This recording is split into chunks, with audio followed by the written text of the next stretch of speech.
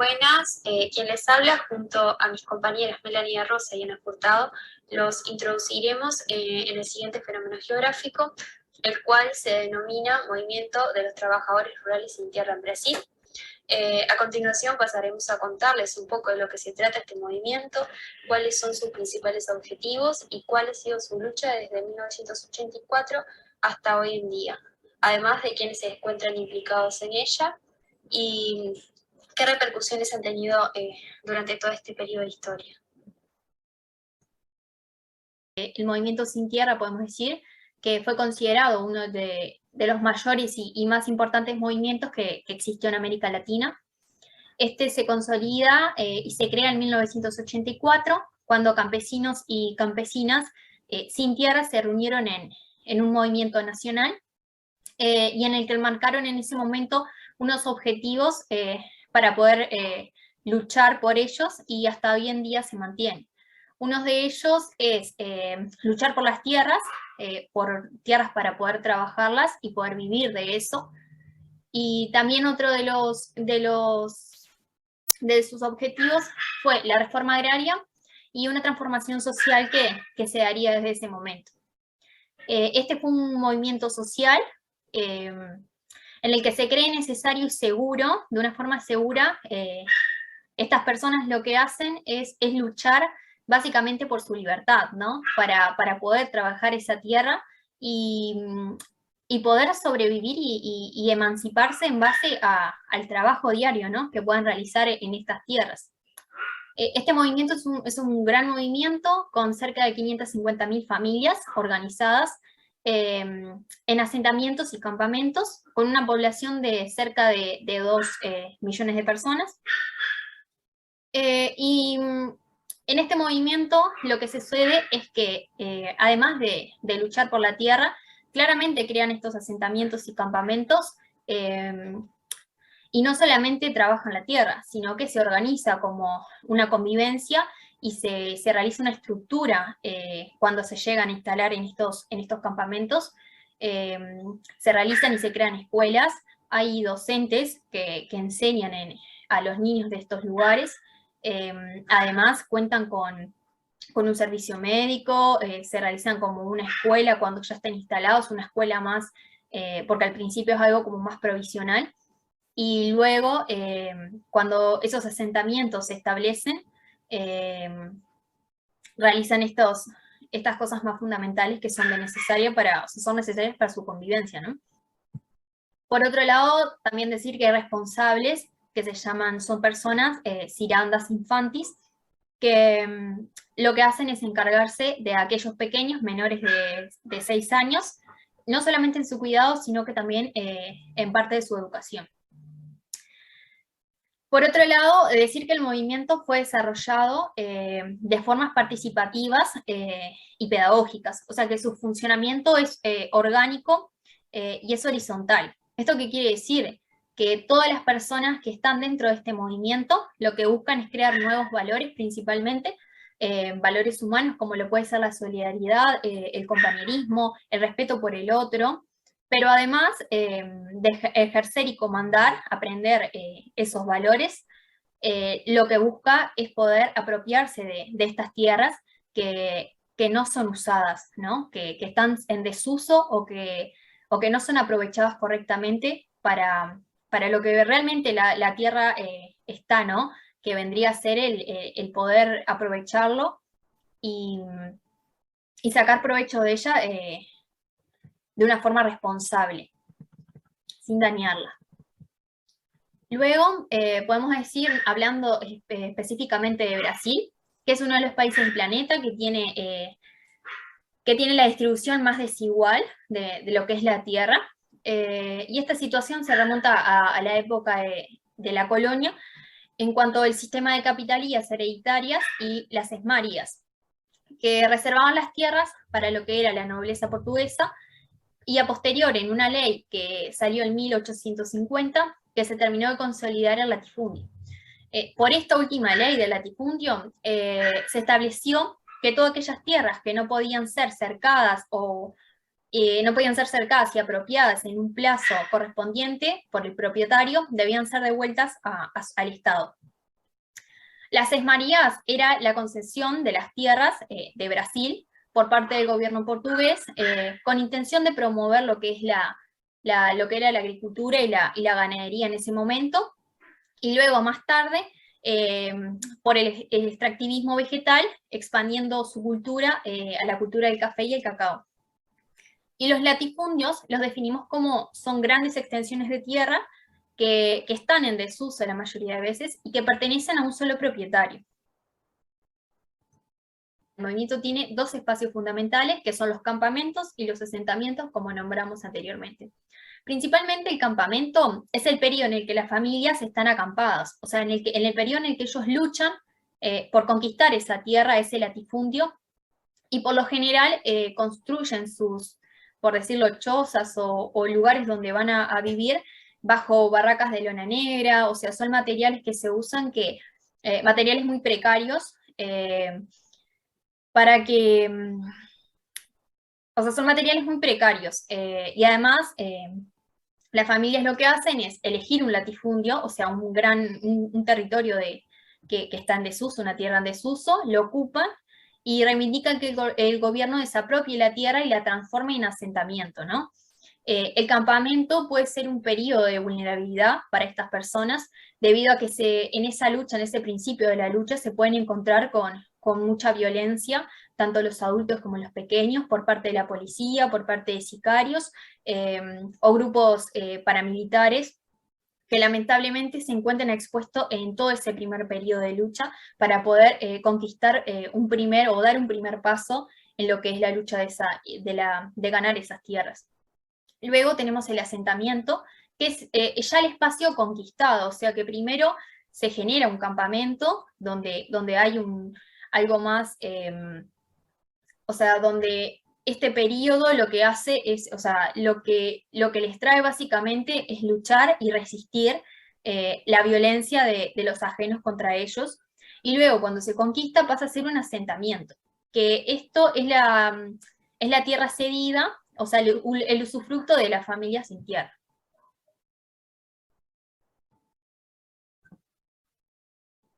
Por otro lado, también comentarles que cuando se forma este asentamiento, una de las cosas, en uno de los relatos que pudimos escuchar de algunos de los pertenecientes a este movimiento, es que las personas, o sea, para las personas es de gran importancia y se está intentando trabajar en el tema educación, no solamente con los pequeños, sino también con muchas de las personas adultas que existen en estos movimientos, debido a que desgraciadamente no tuvieron una buena formación académica, como bien dice, y lo bueno lo que se está intentando es que las personas no sean analfabetas, sino que también o sea, se está intentando que esas personas puedan llegar a alfabetizarse, más allá de estar en un lugar tan precario como en el que se encuentran, ¿no? Y en los momentos difíciles que tienen que atravesar.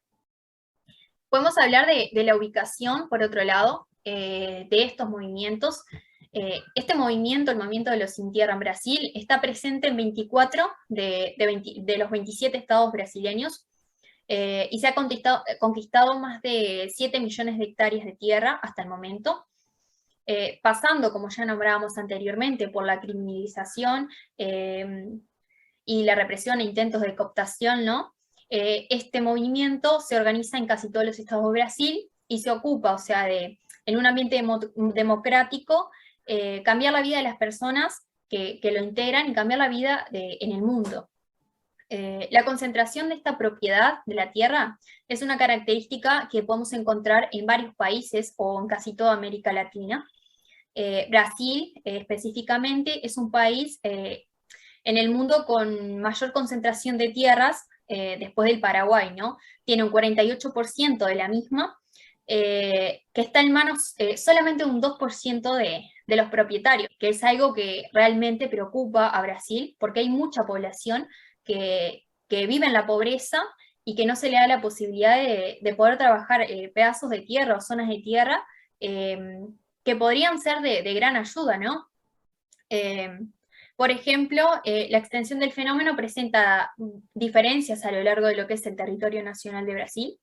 Tenemos un ejemplo que en la Amazonia y en el noroeste del país se encuentran los mayores latifundios, o sea que existe la mayor cantidad de tierra, básicamente tierras improductivas que no se utilizan y no generan una economía para lo que es Brasil, no generan producción en esas tierras. Después tenemos en el sur y en el sureste que se presenta una menor incidencia de lo que son las tierras en desuso. Los latifundios ya explicamos que son grandes extensiones de tierra en la cual existe la explotación agraria, que por lo general no utiliza los recursos o sus recursos de la mejor manera, además de que pertenece a un solo propietario, que eso también es algo de lo que se quiere cambiar, ¿no?, en esta lucha por la reforma agraria. El movimiento sin tierra ocupa tierras que no cumplen su función social, o sea, que según la Constitución de Brasil, esto se relaciona con el uso no racional de las tierras, la no preservación ambiental, ¿no?, que eso lo podemos relacionar con lo que es la geografía ambiental. Para estas personas del movimiento sin tierra, no quieren generar una explotación o una producción masiva, simplemente ellos quieren generar sus alimentos, tanto para ellos como para su familia, y quieren generar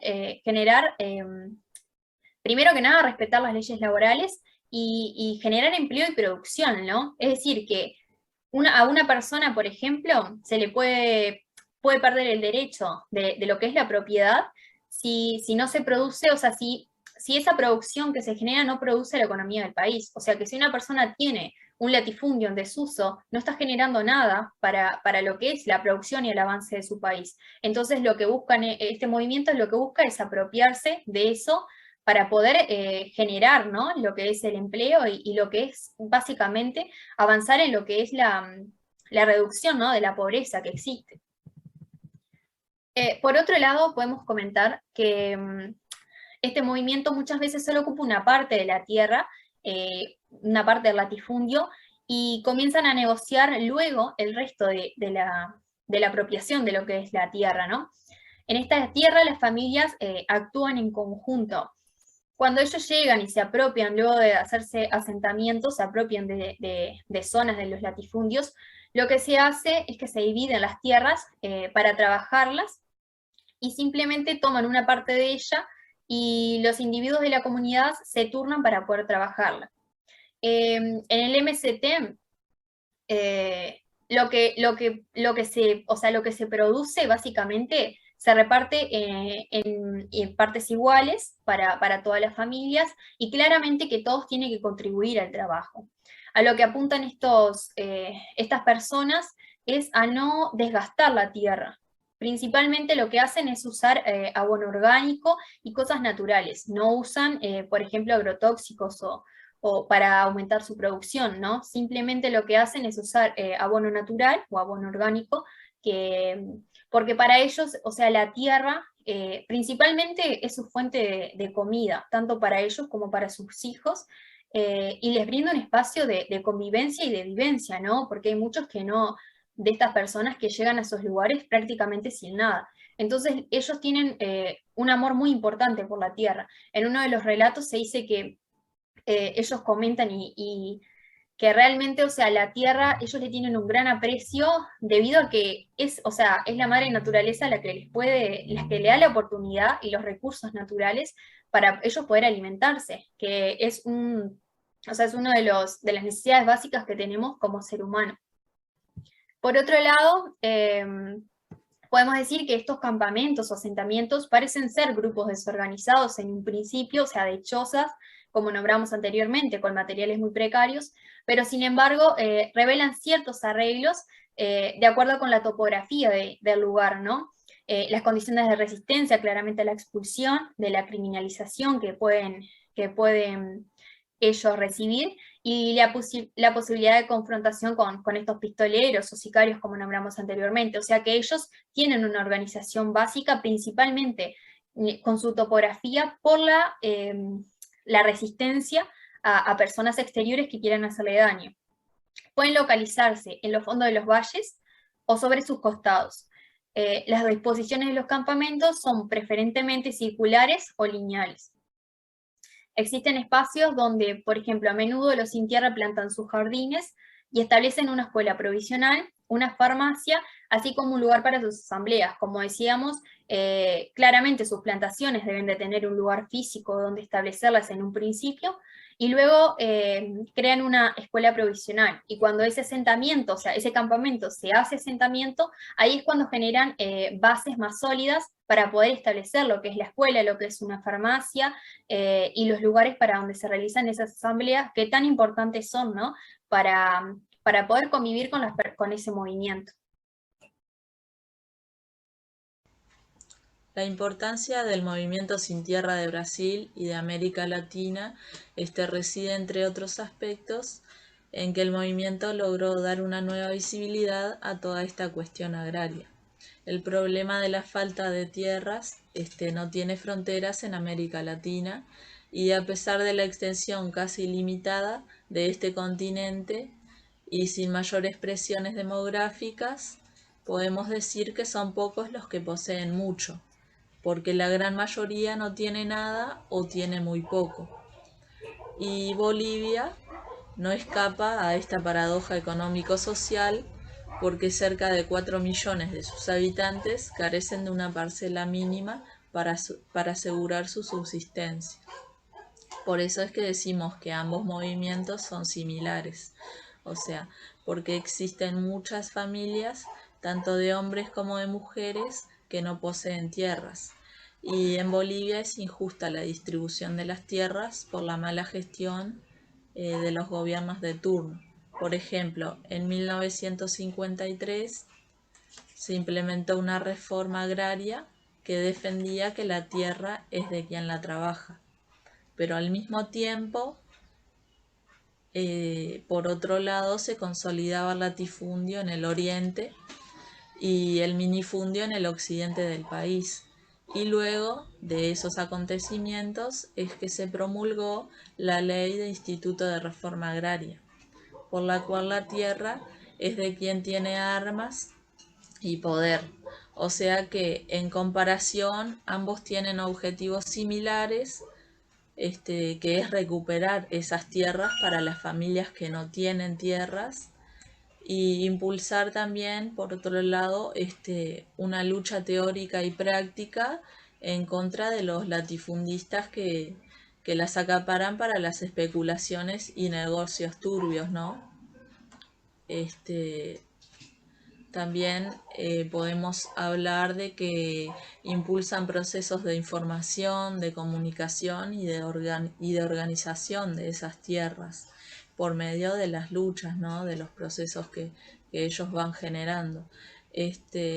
Y bueno, ambos movimientos han sufrido mártires porque, por ejemplo, el 17 de abril el movimiento Sin Tierra movilizó a 21 estados y realizó acciones en más de 50 localidades, donde recordaron la masacre de Carajás, y lo que ellos hicieron en esa manifestación fue bloqueos y acciones simbólicas en rutas y autopistas, también en plazas públicas, también hicieron donación de alimentos y viandas de comida, donaciones de plántulas y plantaciones de árboles.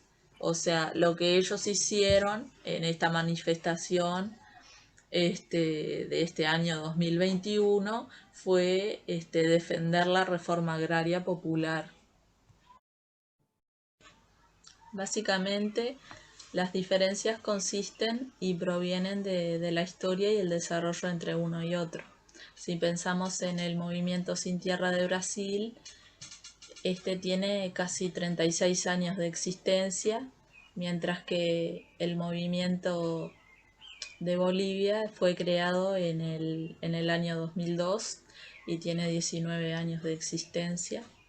Y después otra de las diferencias también que podríamos marcar sería que Brasil logró titular una buena parte de sus tierras y Bolivia no ha logrado mucho de los títulos de su propiedad. Y en cuanto al movimiento Sin Tierra de Brasil, posee proyectos de desarrollo, y Bolivia solo recibe la ayuda de algunas ONG y personas amigas. Ahora voy a mencionar en qué consiste esa lucha.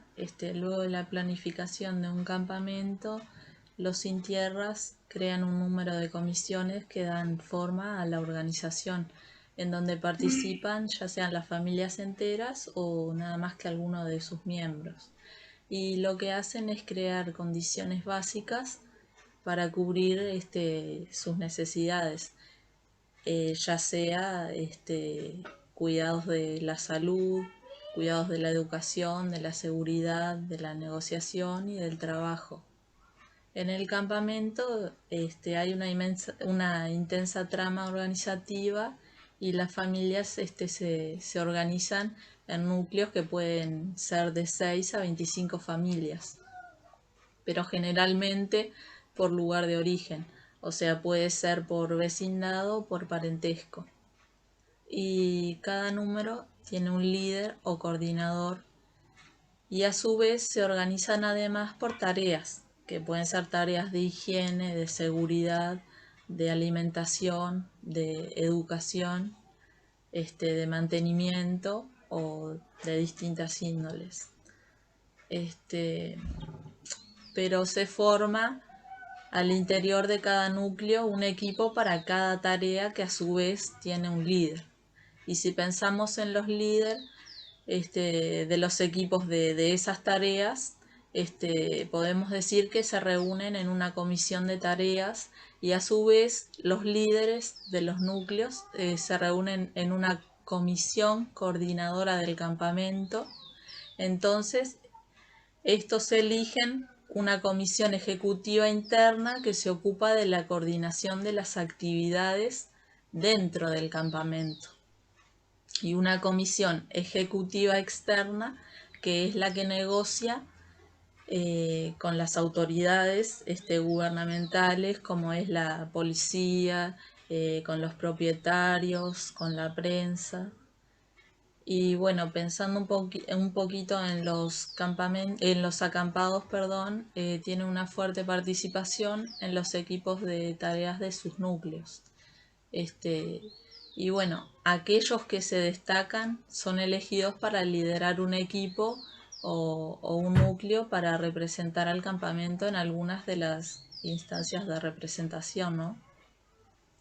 Y el campamento es un dispositivo de construcción de liderazgos, reforzado por la capacitación y por el apoyo también permanente de las organizaciones como la Iglesia o el propio movimiento sin tierra.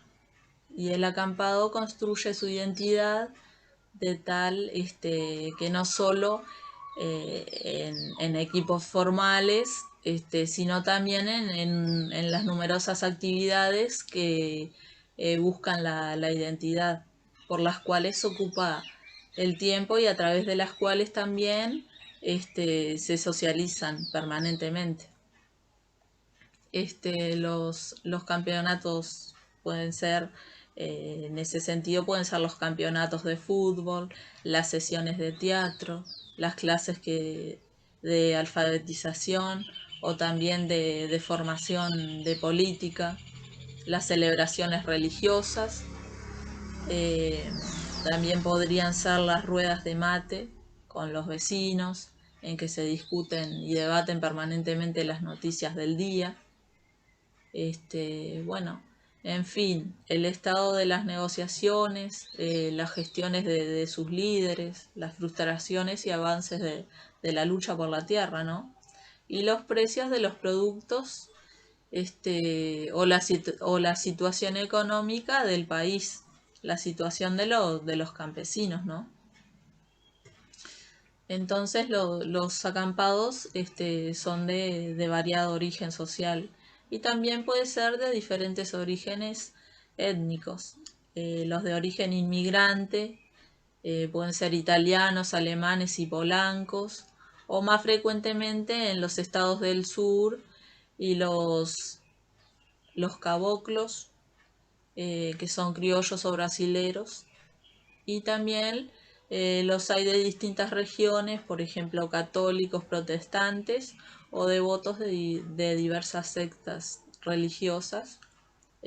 Hay una importante presencia también de las mujeres, pero predominan los hombres. Y hay una importante presencia de jóvenes. Pero, sin embargo, el campamento es un espacio de sociabilidad en el cual las identidades sociales son negociadas y reconstruidas con el trajín diario del campamento.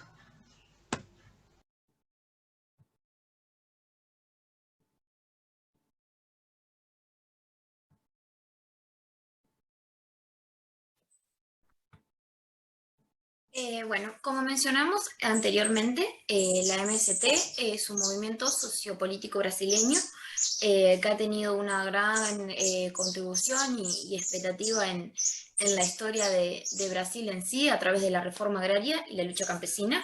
Es un movimiento social muy conocido, bueno, por sus conquistas y su organización a nivel internacional, ¿verdad?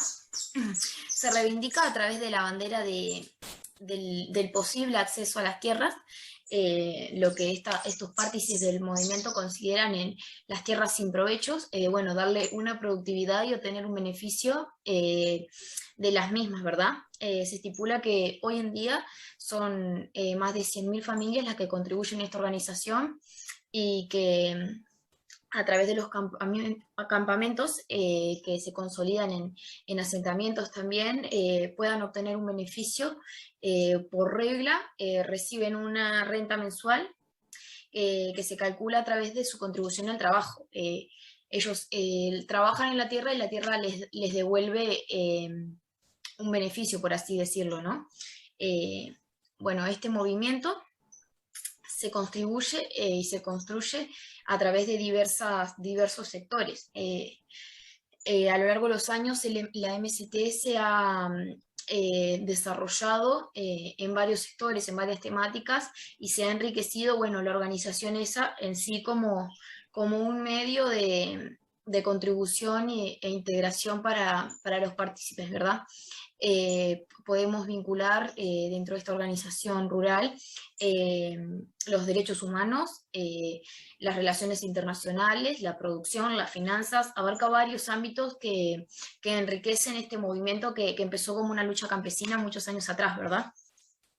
Bueno, el objetivo principal está claro, que es bueno, el posible acceso a las tierras estas sin provechos, a los grandes latifundios, ellos poder contribuir y obtener un provecho de esa tierra que para ellos es como un servicio que se debe explotar, se debe obtener algo desde allí, que no puede estar en estanque ni mucho menos, ¿verdad? Para estos brasileros poder acceder a ella es una forma bueno, de eliminar la pobreza, un gran porcentaje de pobreza ha sido eliminado, y equilibrar un poco las balanzas de la desigualdad social, ¿verdad? Además, que se considera necesaria la democratización de los capitales, ¿verdad?